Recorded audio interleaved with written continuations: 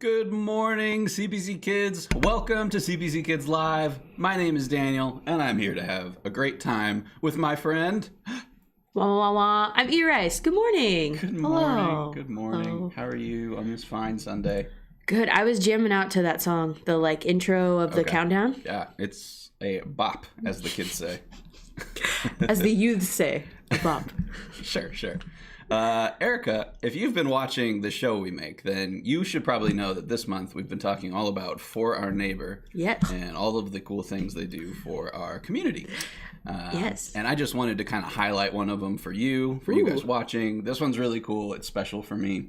That they will make cards that are for veterans, or that's people that were in the military, if you don't know. So they'll write them cards and send them to them. It is just a really great way to share encouragement and to show those people that we love them and we care about them and that they are our neighbor. But that's not all. They will actually go so far as to help them find homes and provide them with furniture to just have a comfortable place to live. So things like beds, dressers, bookcases, TVs, just things to help them feel good and kind of have a normal space to be. And again, just know that they're loved and encouraged. Isn't that awesome? So cool. I know. I love it. I agree. Yeah. A great way that we can just show love to other people. Yeah. Yeah. I love it. Yeah, I agree. I think maybe we can all be thinking about ways that we can show love to people around us too. In fact, next month, we're going to have a little challenge for you guys for a way that you can kind of show some love in your community. That's a bit of a sneak peek. Wow. Look at you, just dropping that in real quick. And then leaving us hanging. That's right. But before we get to next month, we got to get to next week. What's next week, Eric? I am so glad you asked. Well, next week we're having our in-person family gathering. Mm-hmm. It will be on January 31st. I see that. It's going to be at the Leo Ryan Park. One and only. The one and only. Don't go to the other one. Don't go to the other one that may exist. So signups have actually already started. So if you haven't got that email or your family hasn't got that email and you're like, I really want to go, then you should email me or Shelly or Daniel and we can get you that information. Or all of us. All of us. Are you going? Email. Oh, for sure. I'll be there all day. Me too. Yeah. Me too. Yeah. Shelly's going. So that's Probably good. some other people. I'm guessing other people might be going? Probably some other people. For the gathering part? Sure. Yeah. But before we get to next week, we got to get to today. This is great. And today we have Zoom small groups Look right at after them. this. Should be about 10:30. Depends how quickly we get through this. Right around 10:30. Get onto your computer, hop on Zoom. You're going to see our faces in our little boxes like those little dogs. And it's going to be great. They're so cute. They are so cute. Erica. Yes, sir. You probably know by now what our word for the month is, but why don't you just let us know? Oh, I can remind people just in case. Of course. Our word for the month is responsibility, which means, of course, showing you can be trusted with what is expected of you. That's right. So all of our stories are centered around responsibility. How can we be responsible? What does that mean? Why is it important? So I think we should probably get into it, and we're going to hear a story from Shelly about responsibility, and it's going to be a good one. But before we do that, I think we need to get into some worship time. Yes, I was hoping you would say that. All right, good. Here we go.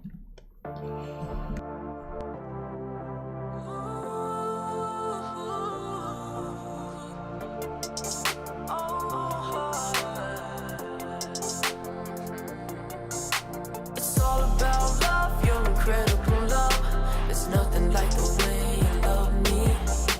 It's all about love, your incredible love, there's nothing like the way you love me. I got one love and it's you, Lord. I got one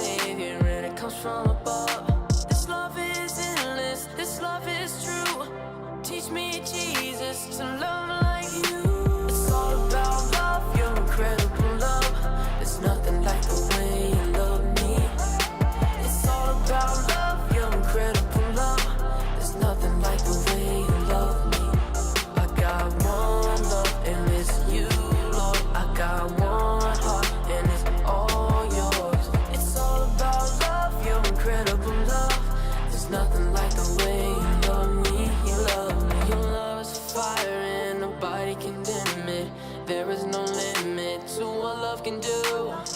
Because of you, I'm free and forgiven. This life that I'm living for you. This love is endless, this love is true.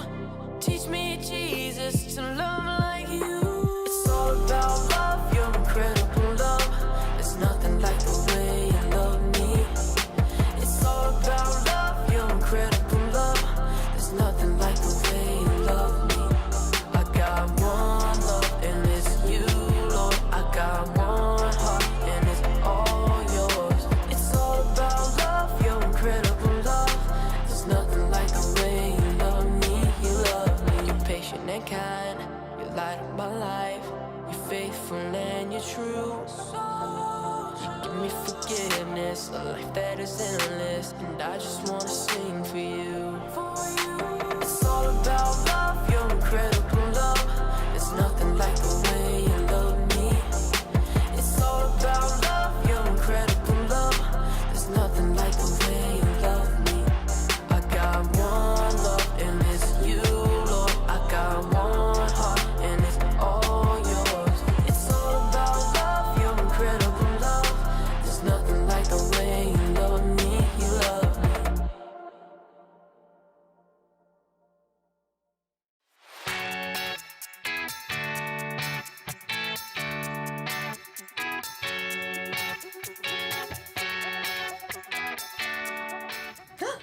Hi everybody, I'm Erica.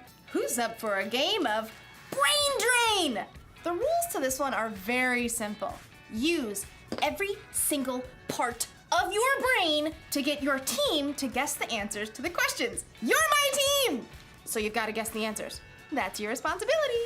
Responsibility is showing you can be trusted with what is expected of you. Okay, this first question is knowledge-based. So you're going to need to use this part of your brain you use for intense thinking. What is 4 plus 4 plus 8 plus 8 minus 16? You have 10 seconds. Go!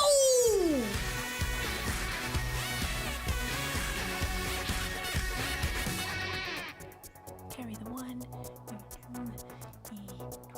Okay, time's up! Here's the answer. 4 plus 4 plus 8 plus 8 minus 16 is 8! Did you get the answer? Did you get the answer? Huh? Who got it? I'm gonna say you did. Next question! Okay, so this is an artistic question. You'll need that creative part of your brain right here. Using the enclosed clay and drawing pad, get your team to guess the following phrase. Okay, I can do this.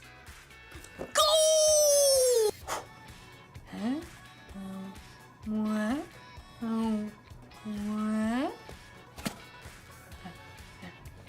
Do you get it?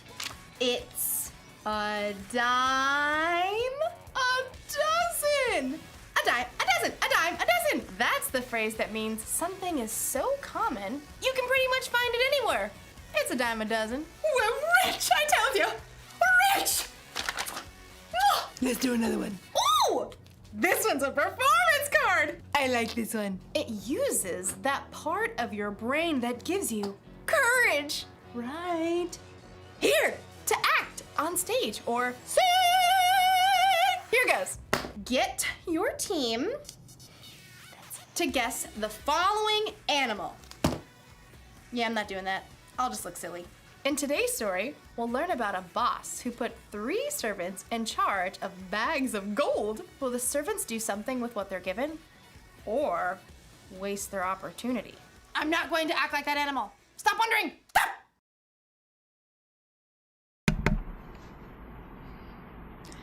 Good morning, everyone. What's going on with my hair? I don't know. I'm so glad you're here this morning. My name is Shelly, and I'm the CPCKids director here at Central Peninsula Church. And I'm just glad that you're here and we're together. And it's Sunday morning, right? Monday, Tuesday. Yeah, it's Sunday. Come on, guys. And we're going to talk about, well, something having to do with numbers, right? Okay. more than just that, we're going to talk about money. Ooh. So here's a question that I have for you. What would you do if you were given $1,000? That's right. $1,000. I'm talking cash in hand. Like, let's say it's fresh, crisp. You could smell the new money smell. No one's touched it. What would you use your newfound riches for? Like $1,000, that's kind of a lot of money, right? What do you think you would do? Maybe buy a video game? Maybe you would buy a year's worth of art supplies. Are you into art? I know a lot of you are. Maybe you would throw half of it into savings and use the rest to buy, I don't know, like candy and chips or your favorite snack or something. I want you to take a moment and think about this. What would you do with $1,000? And maybe type it into chat if you're on the chat. I want to hear. What would you do? All right. I see Erice says she'd buy a PS5. That's awesome. I think if you were here a few weeks ago, you would know my dream big money ticket item right now is this like awesome espresso machine. So that's probably what I would buy it, but that wouldn't take up all the money. So I could put some in savings. The Davies family would buy a dog. This is awesome. Does mom and dad know that? Yeah. Who else? I see Oliver would buy a cat and a penguin, because how cool would it be to have a cat at home and a penguin? You guys, I'm not sure that you could buy a penguin for $1,000, Oliver. I don't know. We'll see. What else? Someone would buy a computer, maybe? Donate to animal shelters. That's sweet. They could use that. A sewing kit. What? Jill, can you sew? This is amazing. I actually have something that I need help sewing with because I don't know how to do that. So maybe you guys can. Oh man, these are some really awesome answers about how you would spend your money. I'm sure that if you had the opportunity, you would go for it, do this. I want you to think about this one question though. What if there's a way to use whatever you have, be it money or gifts or talents, to do something even greater? Like, I don't know what could be greater than an espresso machine, but I'm sure there's something greater. What would it look like to use $1,000 or even just $10? Or maybe it's your skills, like your art skills, or maybe you know how to skateboard, to do something even greater. Whether you know it or not, we all possess resources to do something really big, like something bigger than you could ever even think. Let's take a look at a time that Jesus challenged some people to do just that. See, when we think about Jesus, often we think of the miracles that he performed, like healing those with leprosy or walking on the water with Peter. We also have images of large crowds surrounding Jesus as he spoke, like the sermon at the Sermon on the Mount, or feeding the 5,000 people with just a few fish and some loaves of bread. However, many of the stories and teachings that are found in the Gospels are of Jesus simply speaking with his closest friends.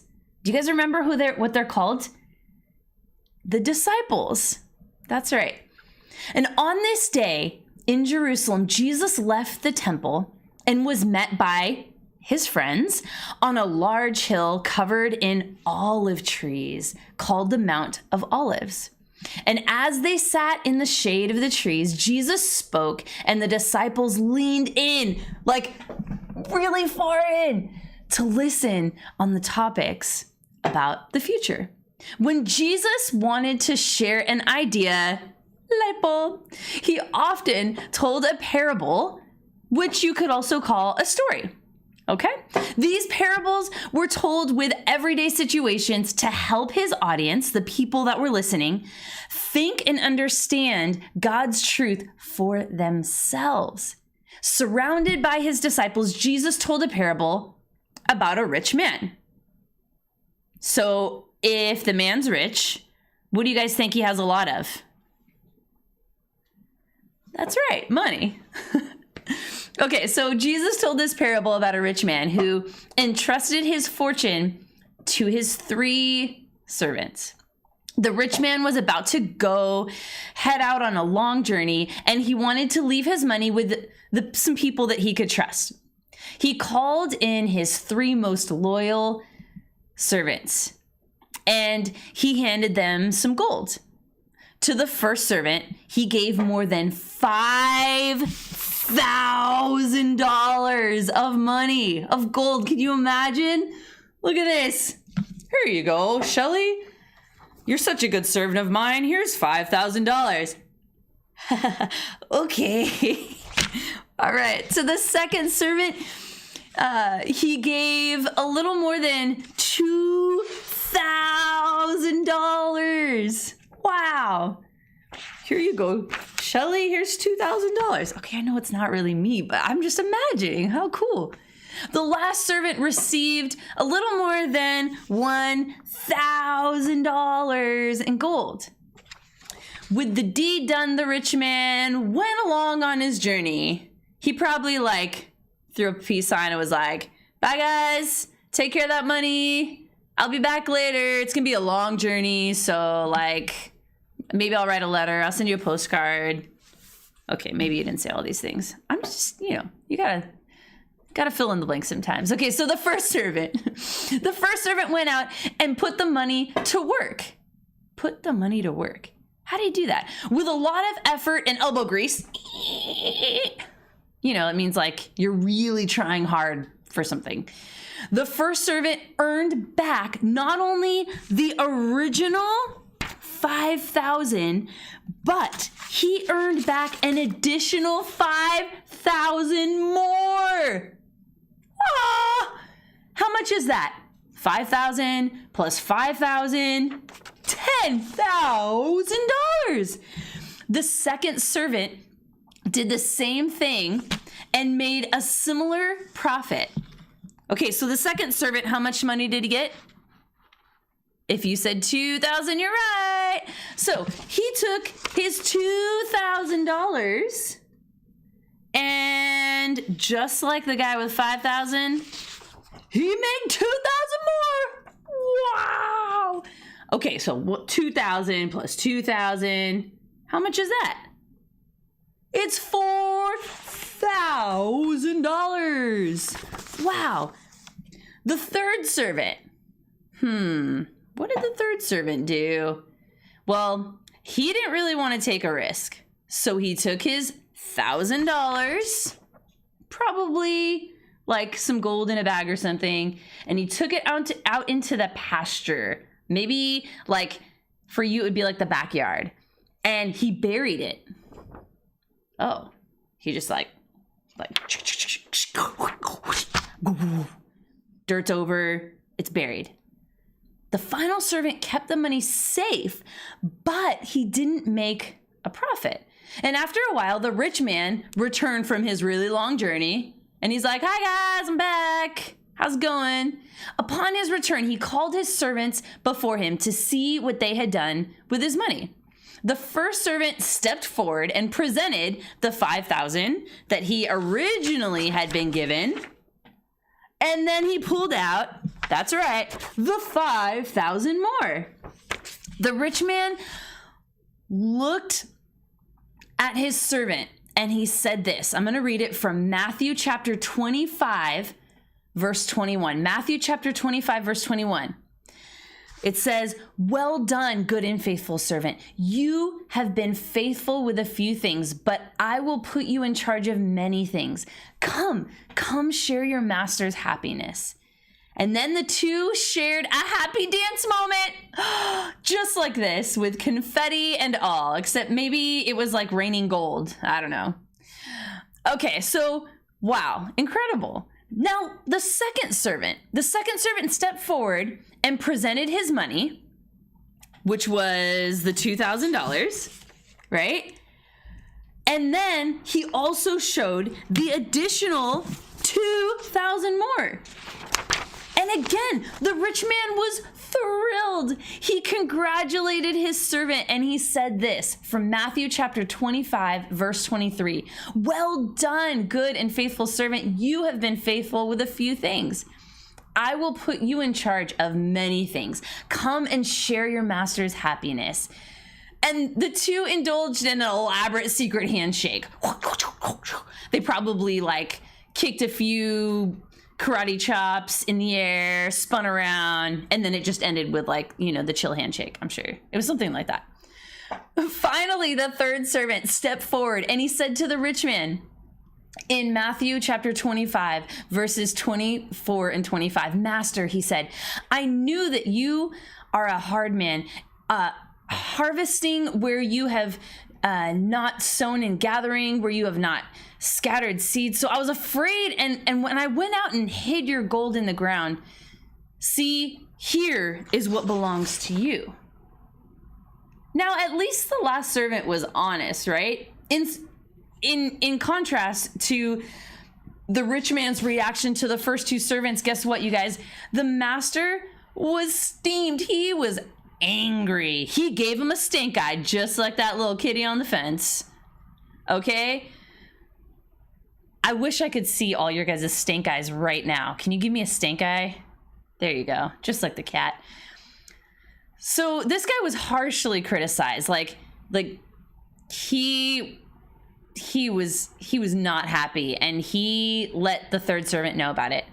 Not only did the servant not go out and invest the money, he hadn't even put it into the bank to earn interest. The rich man told the third servant that he was wicked and lazy, and that made the third servant feel so happy?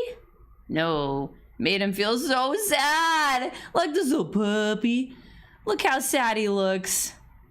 Oh man. The rich man ordered the third servant to give his $1,000 to the first servant. And then the rich man said this, whoever has been given more, and they will have an abundance. Whoever does not have, even what they have will be taken from them. Boys and girls, let's think about this story for a moment. Jesus talked about 3 servants who were given much while their boss, the rich man, was away. When the man came back, he celebrated the 2 who multiplied their money and gave them more. But the rich man scolded the man who did nothing with what he had. The message of Jesus' story is clear. Those who are responsible with what they've been given, just like we've been talking about, will what? They'll be given more. But those who waste it will end up with nothing. While Jesus told this story to his disciples, his words also make sense to us today, right now in 2021. Whether you know it or not, God has given us so much. Now, maybe he hasn't given you bags of gold and cash, but he's given you your words to speak for him.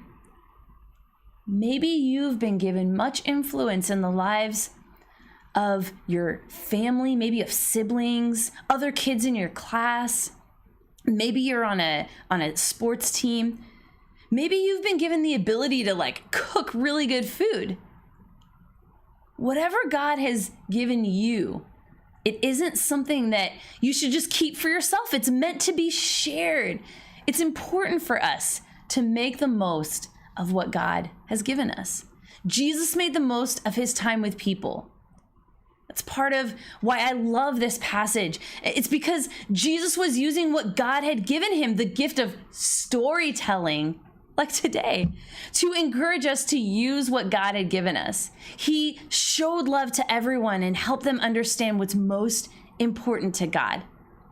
Take a minute and think about this question. How can you use what you've been given? How can you use what you've been given? Think about what exactly God has given you. Consider how God has wired you and gifted you. Imagine all the ways you can use those gifts and talents to show others how much you care about them. And even better yet, how much God loves them. And don't worry. Don't worry if you're having trouble thinking about what you've been given. You've got some time. Talk about it with your family. Talk about it in small groups today. before we head out, let's go ahead and pray and thank God for the way he's loved us and given us so much. God, thank you. Thank you for the gifts and the talents you've given us. Lord, sometimes it's hard for me to see what you've given me to be able to use others. But I pray you would open my eyes to that. And for every boy and girl and parent and family member watching right now, Lord, remind us of the talents and the abilities you've given us. And Lord, help us to use them for your good and for your glory. God, we thank you so much. And we pray these things in Jesus' name. Amen. Amen. All right, boys and girls, we'll see you later. When Jesus told the story about the boss and the 3 servants, I think it was really a story about you and me. God is like the boss in the story, and we're the ones he entrusted with bags of gold. Okay, so maybe God didn't actually give you a bunch of gold, but you have definitely been given something. Each and every one of us has been uniquely created. We've been given unique talents and abilities. We use different parts of our brain. We are definitely not a dime a dozen. So it's up to us to actually use what God has trusted us with. We can't just bury it in the ground and let it go to waste. And I think it's even better if we use what he's given us to make a difference in the world, to love God and to love other people. So here's the rule for life to remember today. Make the most of what you've been given. So if you've got a talent for singing, then sing out loud and strong. If you're good at intense thinking, then think about how you can make the world a better place. And if you happen to have the talent for acting like a wild animal, then let it out of its cage every once in a while, even if it makes you look silly. Did you get it? You're right. It was a zebra. See you next time. I'm kidding. It was an elephant. A really good elephant, too. I wonder what part of the brain that was. This one? This one? This one? This one? Definitely this one.